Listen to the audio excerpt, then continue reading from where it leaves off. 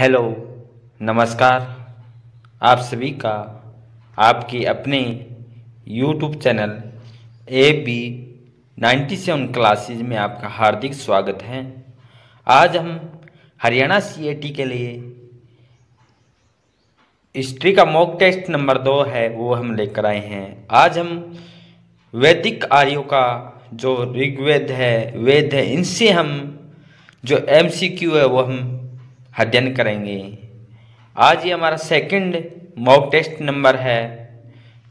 पहला mock test हमने सिंधु सभ्यता से रिलेटेड हमने एक मॉक टेस्ट हम कर चुके हैं। जिस भी साथी ने पहला मॉक टेस्ट नहीं देखा है तो प्ले लिस्ट में जाकर ज़रूर देखें। आज के इस सेशन को हम शुरू करते हैं ज़्यादा समय खराब न करते हुए। पहला जो हमारा क्वेश्चन है, वैदिक आर्यों का प्रमुख भोजन था। वैदिक आर्य थे, इनका प्रमुख भोजन क्या था? कौन सा हमारा आंसर सही रहेगा? इसमें बात करें, इसमें जो हमारा जो सही आंसर रहेगा वो रहेगा ऑप्शन बी। वैदिक आर्यों का जो प्रमुख भोजन था वो था दूध और इसके उत्पाद। ऑप्शन बी हमारा है इसका इस क्वेश्चन का करेक्ट आंसर रहेगा ऑप्शन बी। नेक्स्ट क्वेश्चन की तरफ बढ़ते हैं। क्वेश्चन नंबर सेकंड हमारा है, अगर बात करें हम इस क्वेश्चन का एक्सप्लेन करते हैं विद डिटेल। वैदिक आर्यों के भोजन में क्या था? वैदिक आर्य के भोजन में दूध, घी, दही आदि का प्रमुख महत्व था। ऋग्वेद में दूध में यव या जौ डालकर शीर पकोदन था। दही में बनने वाले पनीर का उल्लेख मिलता है। वैदिक आर्य का जो भोजन की बात करें, दूध, घी, दही आदि का प्रमुख महत्व था। जौ के सत्तू को दही में डालकर इसका क्रम नामक भोज्य पदार्थ तैयार किया जाता था। ऋग्वेद में चाय और नमक का उल्लेख नहीं है। ऋग्वेद में किसका उल्लेख नहीं है? तो हमारा इंपॉर्टेंट यहाँ से क्वेश्चन बन सकते हैं, चावल और नमक का उल्लेख है, ऋग्वेद में नहीं था। नेक्स्ट क्वेश्चन की तरफ बढ़ते हम। क्वेश्चन नंबर हमारा सेकंड है कि निम्नलिखित में से कौन सा अन्न मनुष्य के द्वारा सबसे पहले प्रयोग होने वालों में से था? कि इनमें से कौन सा मनुष्य के द्वारा पहले प्रयोग होने वाले में से एक था? इसमें कौन सा हमारा करेक्ट आंसर रहेगा? बात करें सेकंड का आंसर हमारा ऑप्शन ए सही रहेगा। जो या यव है, ये मनुष्य के द्वारा सबसे पहले प्रयोग में होने वालों में से एक था। इसका जो मनुष्य के द्वारा सर्वप्रथम जो एवं यव का प्रयोग करने के साक्ष्य प्राप्त होते हैं। क्वेश्चन नंबर हमारा तीसरा है, वैदिक लोगों के द्वारा किस धातु का प्रयोग पहले किया गया था? इंपॉर्टेंट क्वेश्चन रहेगा हमारा कि वैदिक लोगों के द्वारा किस धातु का प्रयोग पहले किया गया था? तो इसमें जो हमारा जो सही आंसर रहेगा ऑप्शन डी, तांबा। वैदिक लोगों के द्वारा जो धातु का पहले प्रयोग किया गया था। एक्सप्लेन करते हैं इस क्वेश्चन का कि ऋग्वैदिक लोगों के द्वारा सर्वप्रथम किसका प्रयोग किया गया था? हमारा आंसर आएगा तांबे का प्रयोग ऋग्वैदिक लोगों के द्वारा किया गया था। ऋग्वेद में अयस नामक धातु का उल्लेख मिलता है। किस धातु का उल्लेख ऋग्वेद में मिलता है? तो हमारा आंसर आएगा जी अयस धातु का उल्लेख ऋग्वेद में मिलता है, किंतु इसकी पहचान संदिग्ध है। कुछ विद्वान इसे तांबा, कांसा या लोहा मानते हैं। कुछ विद्वान इसको क्या मानते हैं? तांबा मानते हैं, कांसा मानते हैं, लोहा मानते हैं, किंतु ऋग्वैदिक आर्य लोहे से परिचित नहीं थे। इंपॉर्टेंट क्वेश्चन रहेगा हमारा कि ऋग्वैदिक लोग है किससे परिचित नहीं थे? तो लोहे से परिचित नहीं थे। ये हमारा इंपॉर्टेंट क्वेश्चन बन सकता है यहाँ से आगामी पेपरों के लिए। नेक्स्ट क्वेश्चन हमारा क्वेश्चन नंबर 4 है, वेद शब्द का क्या अर्थ है? इंपॉर्टेंट क्वेश्चन रहेगा हमारा जी, वेद शब्द का क्या अर्थ है? तो इसमें कौन सा हमारा आंसर सही रहेगा? बात करें इस क्वेश्चन का आंसर हमारा ऑप्शन ए सही रहेगा। वेद शब्द का अर्थ होता है ज्ञान होता है। क्वेश्चन नंबर हमारा है 5, किन 3 वेदों को संयुक्त रूप से वेदत्रयी कहा गया है? इसमें जो हमारा कौन सा आंसर सही रहेगा? इसमें हमारा आंसर ऑप्शन सी है, वो सही रहेगा कि ऋग्वेद, सामवेद, यजुर्वेद को वेदत्रयी कहा गया है। क्वेश्चन नंबर 6 है हमारा, आर्य सभ्यता में मनुष्य के जीवन के आयु के आरोही क्रमानुसार निम्नलिखित चरणों में से कौन सा विकल्प सही है। इंपॉर्टेंट क्वेश्चन रहेगा हमारा। तो इसका जो हमारा आंसर सही रहेगा वो रहेगा ऑप्शन ए हमारा इसका सही रहेगा कि ब्रह्मचार्य, गृहस्थ, वानप्रस्थ, संन्यास। ये हमारा सही आंसर रहेगा। आर्य सभ्यता मनुष्य के जीवन के आयु के आरोही क्रमानुसार क्या होगा, पहले ब्रह्मचार्य आएंगे, फिर गृहस्थ, फिर वानप्रस्थ, फिर संन्यास। हिंदू धर्म में मानव जीवन का 4 अवस्थाओं में विभाजित किया गया है। कितने भागों में बांटा गया है? 4 अवस्थाएं होती है हिंदू धर्म में मानव के लिए। आश्रम व्यवस्था का प्रावधान किया गया है। हिंदू धर्म शास्त्र मनुष्य की आयु कितने वर्ष मानी गई है? 100 वर्ष मानी गई है। आश्रम की निर्मित 25-25 वर्ष की अवधि निर्धारित की गई है। यथा ब्रह्मचार्य के लिए आरंभिक अवस्था होती है। जो मनुष्य की जो सबसे आरंभिक अवस्था होती है वो क्या है? ब्रह्मचार्य, जो 25 वर्ष है। 25 से 50 कौन सी है? गृहस्थ मानी गई है। फिर 50 से 75 क्या मानी गई है? वानप्रस्थ मानी गई है। और 75 से 100 के जो बीच है वो उम्र संन्यास के लिए मानी गई है। ये चारों आश्रम का उल्लेख किस में मिलता है? इंपॉर्टेंट क्वेश्चन रहेगा हमारा, यहाँ से बन सकता है कि चारों आश्रमों का उल्लेख ब्रह्मचार्य, गृहस्थ, संन्यास और वानप्रस्थ, इनका उल्लेख किस में मिलता है? तो ये मिलता है जाबालोपनिषद में। जाबालोपनिषद है, इसमें इसका वर्णन चारों आश्रम का उल्लेख मिलता है। क्वेश्चन नंबर 7 हमारा रहेगा आर्यपुरियों के साथ अपने संघर्ष में सफल रहे। आर्यपुरियों के साथ अपने संघर्षों में सफल रहे, क्योंकि किस कारण वो सफल रहे थे? कौन सा हमारा आंसर सही रहेगा इसका? अगर बात करें इस क्वेश्चन के आंसर की तो ऑप्शन डी है इसमें सही रहेगा। उन्होंने घोड़ों के द्वारा चलाए जा रहे रथों का प्रयोग आर्य है, इसलिए वो संघर्ष में सफल रहे थे, क्योंकि उन्होंने घोड़ों के द्वारा चलाए गए रथों का प्रयोग किया गया था, ना कि हाथियों का। क्वेश्चन नंबर 8 हमारा है कि आरंभिक वेद काल में वर्ण व्यवस्था किस पर आधारित थी। क्वेश्चन नंबर 8 हमारा इंपॉर्टेंट क्वेश्चन रहेगा कि आरंभिक वैदिक काल में वर्ण जो व्यवस्था थी किस पर आधारित थी। कौन सा हमारा आंसर सही रहेगा इसमें हमारा जो आंसर सही रहेगा ऑप्शन सी, व्यवसाय पर है। जो आरंभिक वैदिक काल में जो वर्ण व्यवस्था थी वो एक व्यवसाय पर आधारित थी। किस पे थी? व्यवसाय पर। ऑप्शन सी हमारा सही रहेगा। एक्सप्लेन करते हैं इस क्वेश्चन का विद डिटेल। आरंभिक वैदिक काल में जो वर्ण जो व्यवस्था थी वो एक व्यवसाय पर आधारित थी। एक ही परिवार के लोग अलग अलग व्यवसाय से जुड़े हुए थे। ऋग्वेद के 9वें मंडल में एक स्थान पर उल्लेख मिलता है कि मेरे पिता वृषज वेद है, मेरी माता चक्की चलाने वाली और मैं कवि हूँ। ऋग्वैदिक आर्य पशुचारी लोग थे। ये इस तथ्य से पुष्ट होता है कि कौन सा हमारा आंसर सही रहेगा इसमें कि ऋग्वैदिक आर्य एक पशुचारी लोग थे। ये इस तथ्य से पुष्ट होता है कि कौन सा हमारा इसमें सही आंसर रहेगा। इसमें बात करें आंसर की हमारा सही रहेगा ऑप्शन डी, ऋग्वैदिक आर्य पशुचारी लोग थे।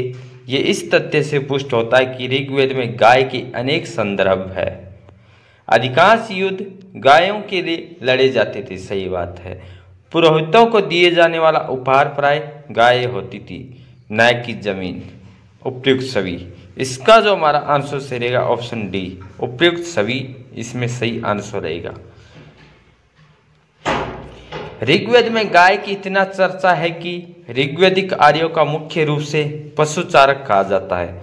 ऋग्वेद का जो पशुचारक है किसको माना गया? गाय को। गाय का कितनी बार उल्लेख है? 176 बार उल्लेख मिलता है। युद्ध किसके लिए होते थे? गाय को लेकर हुए थे। ऋग्वेद में युद्ध का प्राय किस नाम से? गविष्ठ है। गाय सबसे उत्तम धन मानी जाती है। जहाँ कई पुरोहितों को दी जाने वाली दक्षिणा की भी बात कही गई है। गाय है पुरोहितों को दक्षिणा के रूप में भी दी जाती थी। आमतौर पर क्या होती थी? गाय। भूमि कभी नहीं होती थी। दक्षिणा के रूप में क्या होती थी? गाय, ना कि भूमि। ऋग्वैदिक लोग गाय चराने, खेती करने, बसने के लिए जमीन पर कब्जा करते होंगे, परंतु भूमि निजी संपत्ति नहीं होती थी उनकी। कि दक्षिणा उनका क्या होता था? गाय के रूप में दक्षिणा दान प्राप्त होती या दान देते थे। क्वेश्चन नंबर 10 है, आर्यों को एक जाति कहने वाले पहला यूरोपियन कौन था? कि आर्यों की एक जाति कहने वाले पहला यूरोपियन कौन था? कि आर्य एक जाति थी। तो इसमें जो हमारा सही आंसर रहेगा ऑप्शन सी, मैक्स मूलर ने। मैक्स मूलर ने कहा कि यूरोपियन कौन है? एक आर्यों का एक जाति कहने वाला पहला यूरोपियन था, वो था मैक्स मूलर।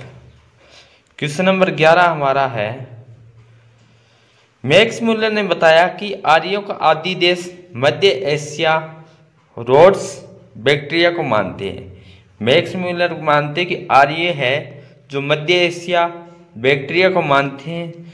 मैक्स मूलर के अनुसार पामीर के पठार से ही इंडो ईरानी जाति पूर्व में पंजाब तथा पश्चिम में मेसोपोटामिया की ओर आ गई थी, इसलिए इस जाति को आर्य एक जाति है, ये बात मैक्स मूलर के द्वारा कही गई थी।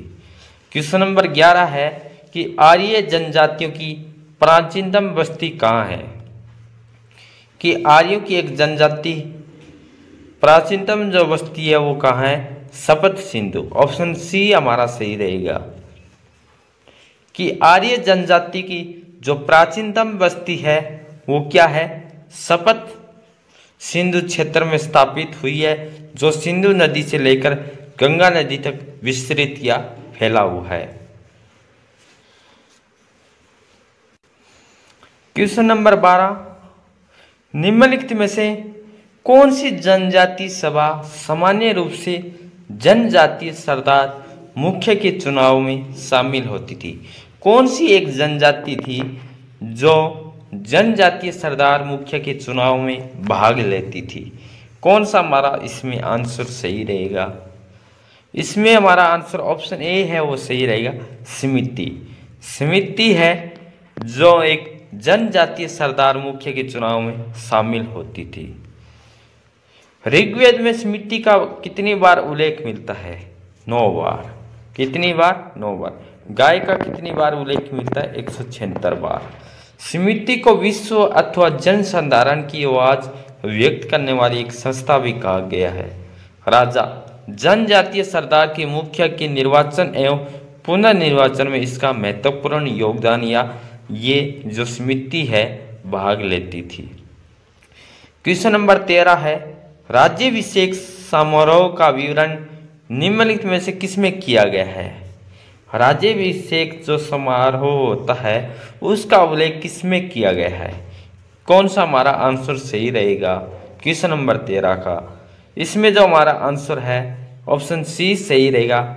ऐतरेय ब्राह्मण में राज्याभिषेक समारोह है, इसमें इसका उल्लेख मिलता है।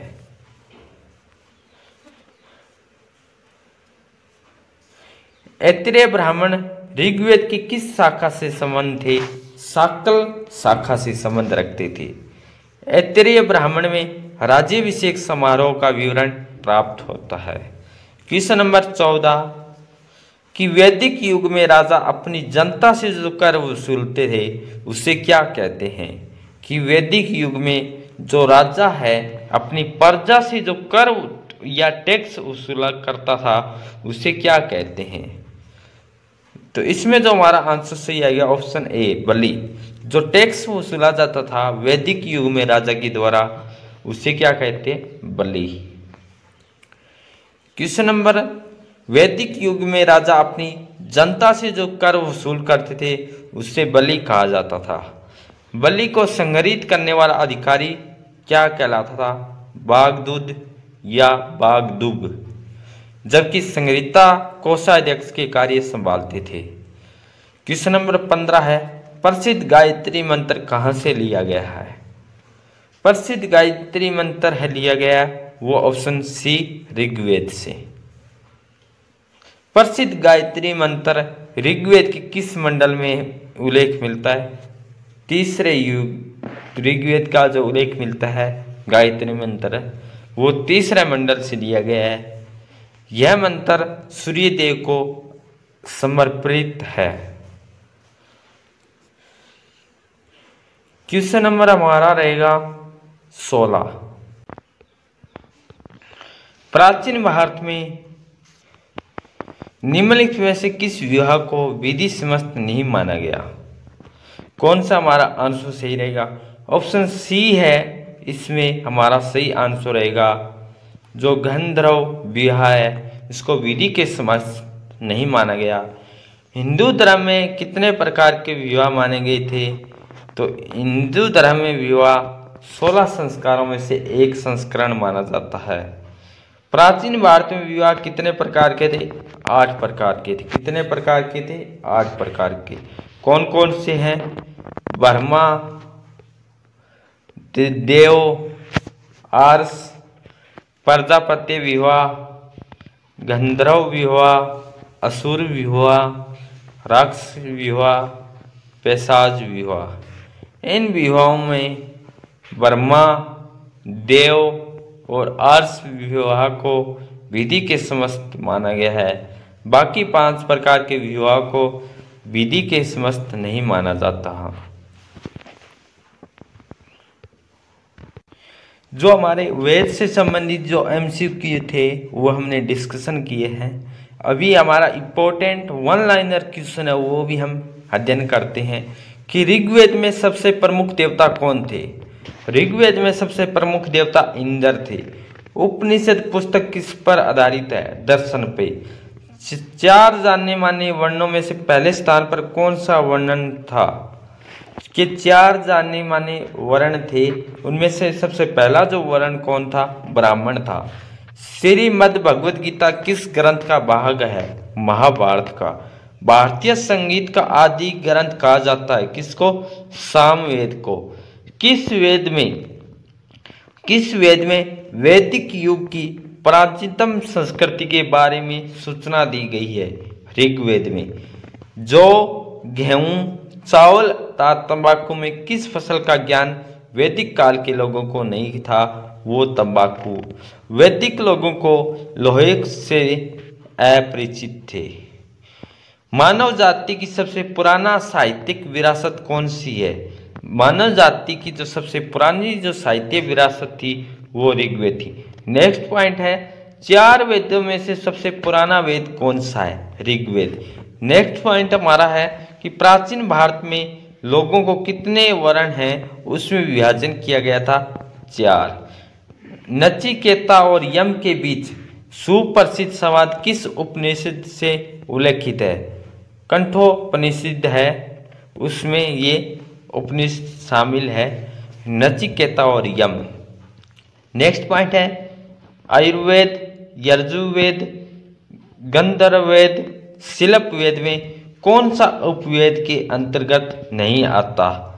कौन सा है उपवेद के अंतर्गत नहीं माना गया? तो यजुर्वेद है, ये इसके अंतर्गत नहीं माना गया।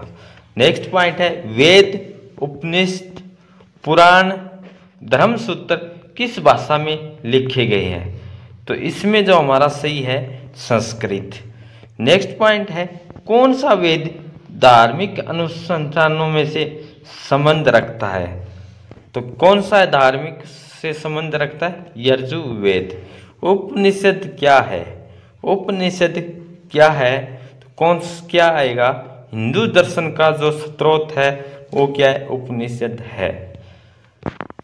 तो आज जो हमने इम्पोर्टेंट जो हमारे क्वेश्चन थे हरियाणा सीएटी एग्जाम के लिए वो हमने जो वेद से संबंधित इम्पोर्टेंट क्वेश्चन थे वो हम डिस्कशन किए हैं।